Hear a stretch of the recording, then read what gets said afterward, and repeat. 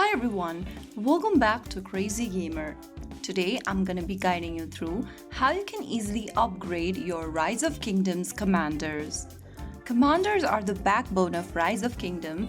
They lead your armies, gather resources, and determine your success in both PvE and PvP gameplay. So in order to upgrade your commanders, first of all, launch open Rise of Kingdoms Lost Crusade game on your device and wait until you get to this city page. Once you're inside your map page, go to the bottom right corner and tap on the 3 horizontal menu button and click on Commander.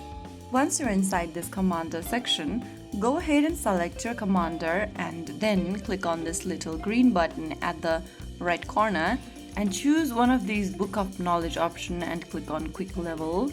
And now choose how many Book of Level you want to use and keep pressing it, and once you are done, you will be able to upgrade your commander. As your commander gains level, their power increases and talent point becomes available. If you found the video helpful, don't forget to like, share and subscribe to our channel. I will be back again in the next video. Stay tuned till then.